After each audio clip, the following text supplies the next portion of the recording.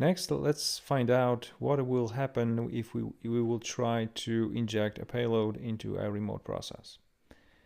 So let's go to our shell folders, unhooks, and classic injection.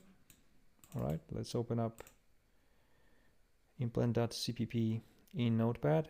And what we have here, we have our classic code known from earlier courses like malware development essentials or intermediate course. So if you already took them, you should be pretty much familiar with that code. If not, the code is pretty straightforward. So our target is Notepad, so we are trying to get its process ID, all right, with this function.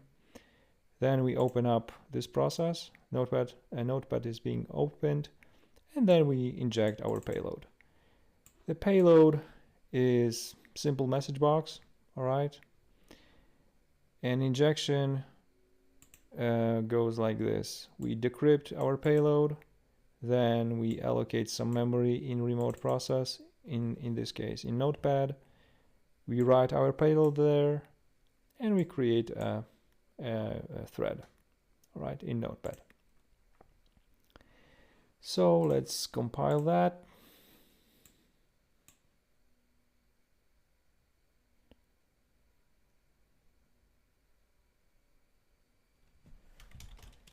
So git do f0201 classic injection, and let's try to run it and see what happens. So implant.exe,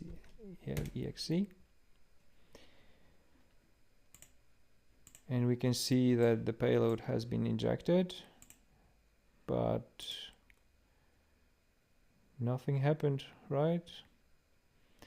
And you might wonder why. Let's first check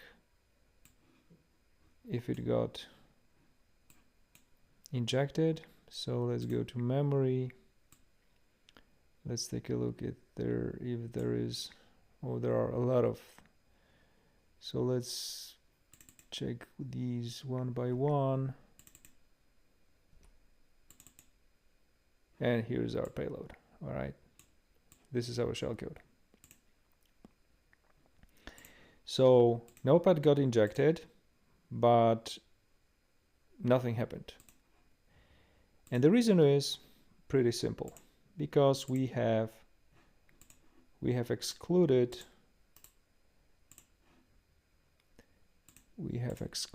our shelled folder from being investigated by Bitdefender. All right.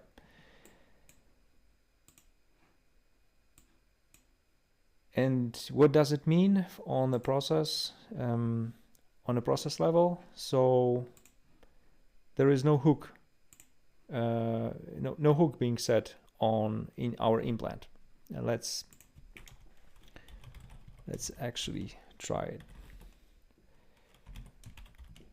So get jar. Let's recompile this.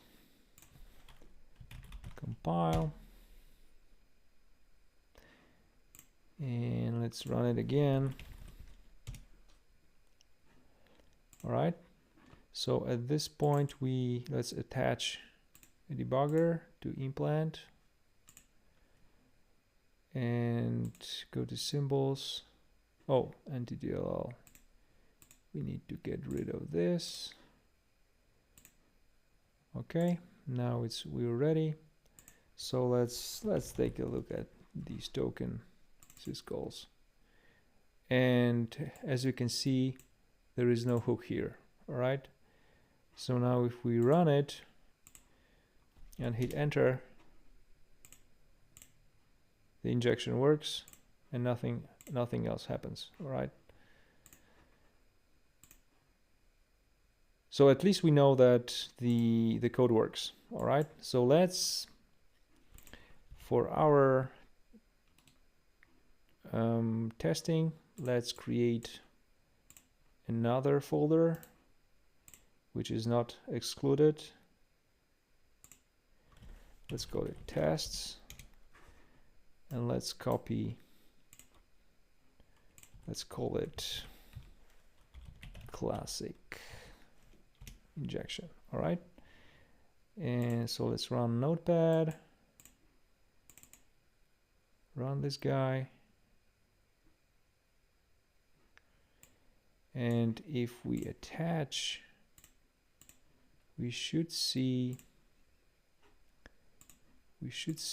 hooks set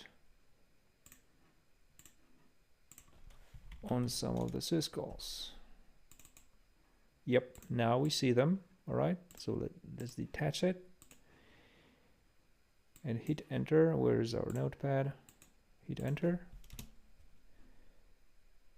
and implant classic process has been killed. Our notepad.exe has been killed.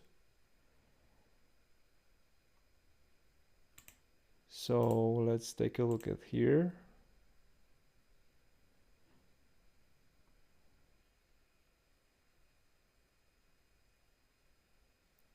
We need to wait a bit for this message to come up, and we see that Bitdefender has detected malicious application, and it was our implant classic, and now your device is safe.